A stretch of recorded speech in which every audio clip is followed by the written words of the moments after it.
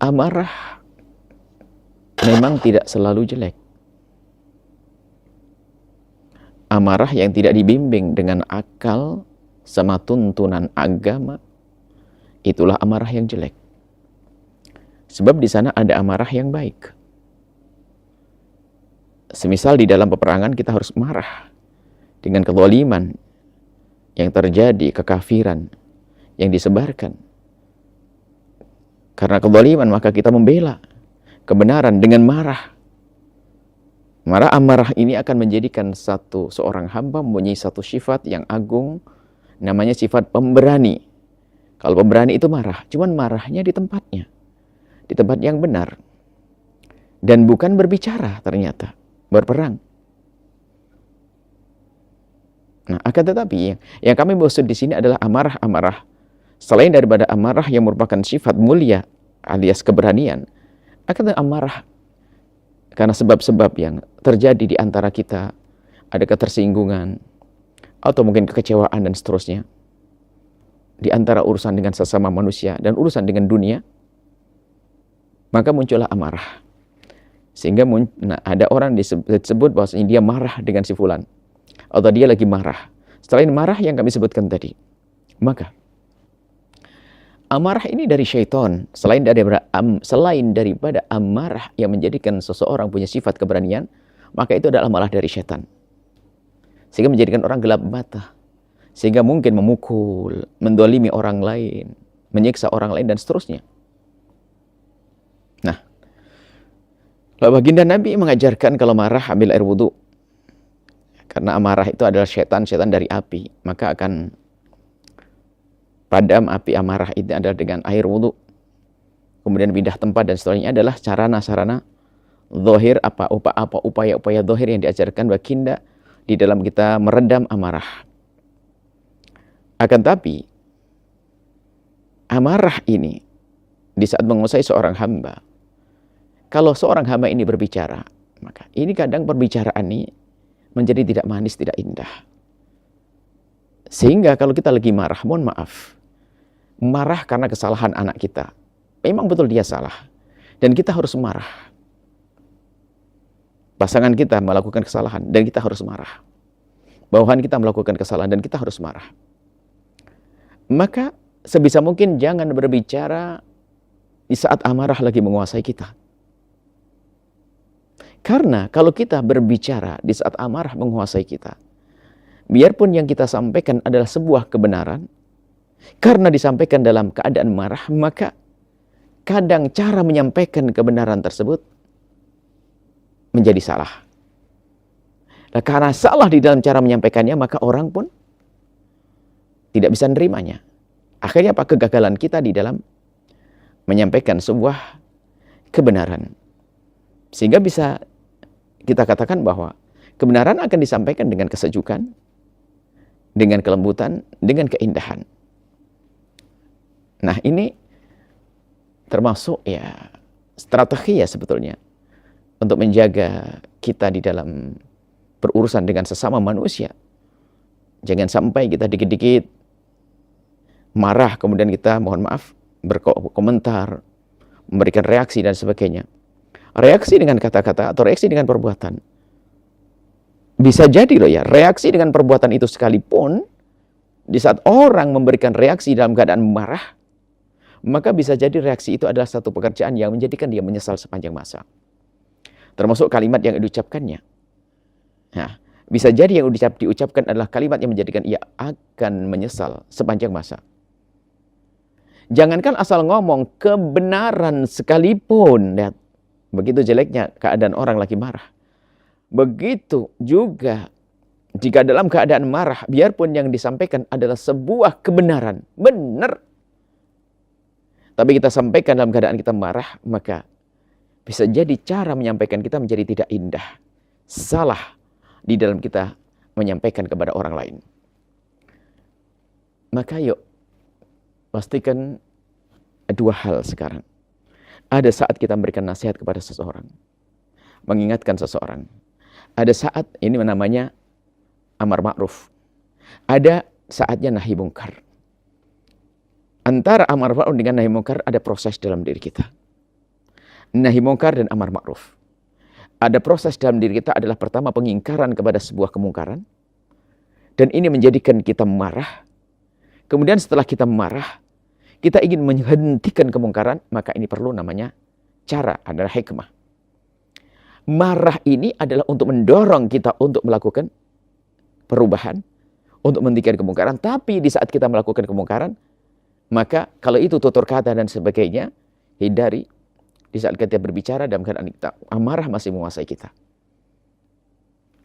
Sehingga perlu waktu sejenak, kita berhenti sejenak, minum, atau relax sesaat. Kemudian setelah itu kita akan memulai pembicaraan.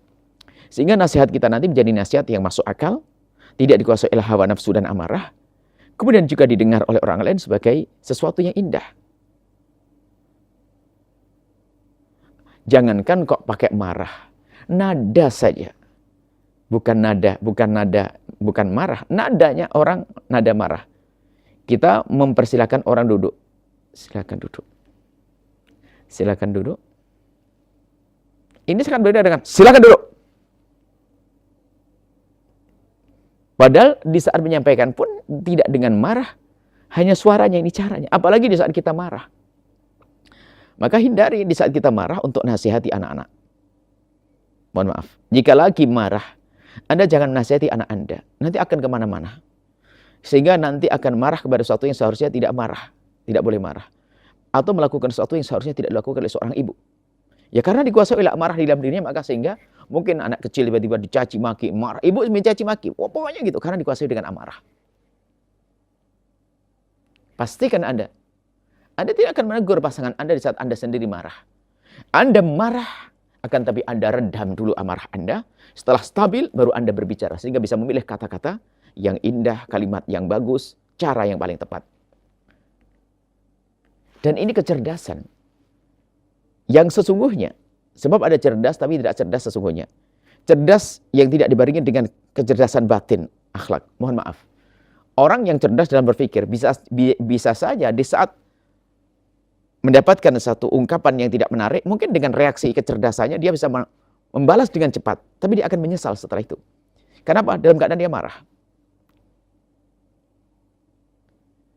Ini EQ, tapi kita perlu emosi.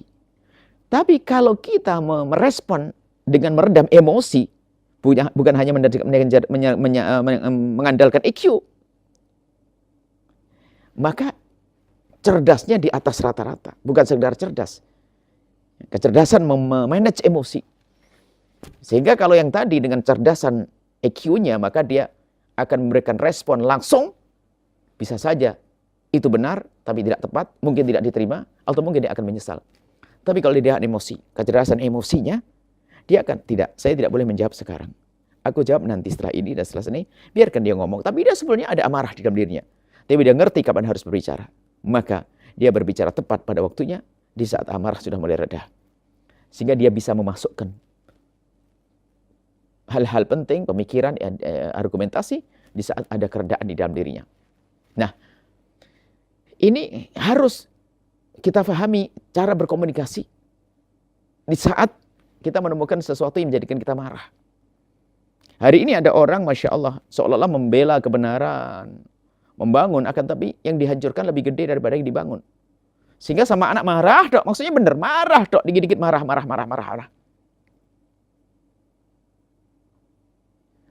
Sehingga tanpa ia sadari, amarah, kebenaran yang disampaikan dengan amarah ini menjatuhkan, menjadikan anak mentalnya rusak.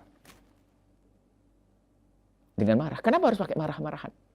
Sudahlah kalau marah, jangan bicara. Mungkin seorang ibu minta tolong kepada anak perempuannya. Nak, tolong bantu Umi nyapu ya. Ya Umi. Anak gadisnya nyapu. Membersihkan ruangan. Rupanya di pojok kamar ada yang tersisa kotoran. Apa sampah. Belum dibersihkan. Lah ibunya yang suka emosian. Kalau ngomong pasti, kalau berbicara pasti diomongi dengan amarah. Dia berkata, siapa yang nyapu tadi? Saya Umi. Coba. Padahal dia hanya pengen negur untuk menjadikan dia rajin di kedepan hari dan benar yang punya. Cuman karena dikuasai amarah, apa ngomongnya? Siapa yang nyapu tadi? Saya, Umi. Kalau nyapu yang bersih ya, kalau nggak bersih mending nggak usah nyapu sekali. Loh. Kenapa harus pakai kalimat kasar semacam itu? Biarpun benar, tapi tidak indah lagi. Karena apa? Dia dikuasai oleh amarah. Coba seorang ibu yang bisa meredam amarahnya terlebih dahulu, kemudian lalu berbicara dengan anaknya. Siapa yang bantu nyapu Umi tadi? Saya, Umi. Aduh, Masya Allah, anak Umi solehah. Makasih sayang ya telah bantu Umi nyapu. Masya Allah ini, oh Masya Allah. Cuman sayang, kalau nyapu nanti jangan ditinggal dong yang di sini. Sampai sini semuanya ya. Nah, akan indah. Termasuk Anda dengan suami, Anda dengan istri. Kenapa harus pakai marah-marah? Pastikan hindari berbicara di saat amarah menguasaimu. Ingat, karena biarpun benar pembicaraanmu, kadang amarahmu menjadikanmu salah dalam cara menyampaikannya. Kalau cara menyampaikannya tidak elok, tidak indah, tidak bisa diterima. Akhirnya sia-sia, bahkan menjadi perang mulut nanti pada akhirnya. Hingga perang sesungguhnya. Baik, inilah yang bisa kami hadirkan pada kesempatan ini. Ayo kita harus bisa manage amarah kita. Jangan dikit-dikit marah. Kalaupun ternyata Anda dikuasai amarah, pastikan di saat itu tidak akan keluar jadi ungkapan-ungkapan, karena ungkapannya orang marah adalah caci maki. Biarpun kalimat baik caci maki loh ya.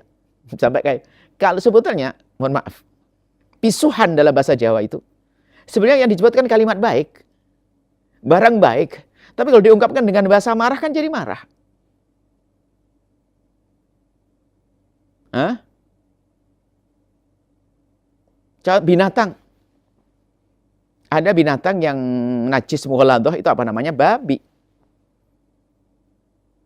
Yang bunyinya guguk namanya anjing.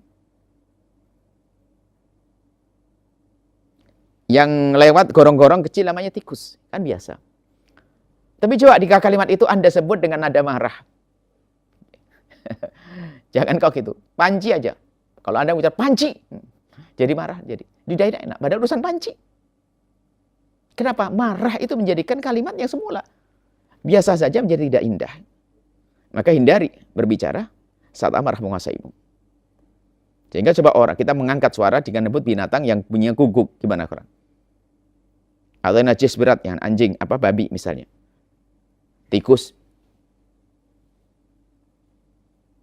Binatang yang di kasur zaman dulu, ada kasur kapas. Itu di antara sela-sela benang jahitannya itu kan melengkuk ke dalam, itu biasanya ada binatang yang menggigit. Namanya kepinting atau bangsat itu. Coba kita ngangkat suara bangsat dengan keras-keras. Padahal itu hanya binatang saja. Karena kalimat itu disebut dalam irama marah akan menjadi sebuah cacian. Dalam bahasa Arab pun juga demikian, mohon maaf. Anda ngerti dalam bahasa Arab, coba bahasa Arab itu ada doa Allahu yahdika. Semoga Allah berikan hidayah kepadamu. Ini kan sebetulnya kalau kita kembali sepertinya, asal urutnya, pertama kali kalimat ini diucapkan adalah di saat melihat orang kurang baik, lalu di doa Allah, yahdik, semoga Allah berikan hidayah kepadamu. Tapi hari ini kalau Anda ucapkan kalimat baik ini, pada orang Arab, dalam nada Anda marah, itu cacian. Allah yahdik, marah dia balas. Padahal artinya Allah yahdik, semoga Allah berikan hidayah kepadamu. Marah dia. Makanya Anda jangan berani berucap kalimat Allah yahdik dengan nada tinggi di hadapan orang Arab. Karena itu seperti caci maki. Padahal isinya apa? Doa. Padahal kalimat doa. Apalagi kalimat-kalimat yang tidak baik. Sebabnya apa? Marah itu akan menjadikan kalimat seindah apapun menjadi tidak indah. Kebenaran kayak apapun menjadi tidak menarik. Sehingga hindari berbicara di saat amarahmu menguasaimu. Karena biarpun benar pembicaraanmu, kadang amarahmu menjadikanmu salah dalam cara menyampaikannya. Nuhibbukum fillah. Assalamualaikum warahmatullahi wabarakatuh. Menyaksikan video ini, jangan lupa berselawat kepada baginda Nabi Muhammad sallallahu alaihi wa alihi wa sahbihi wasallam.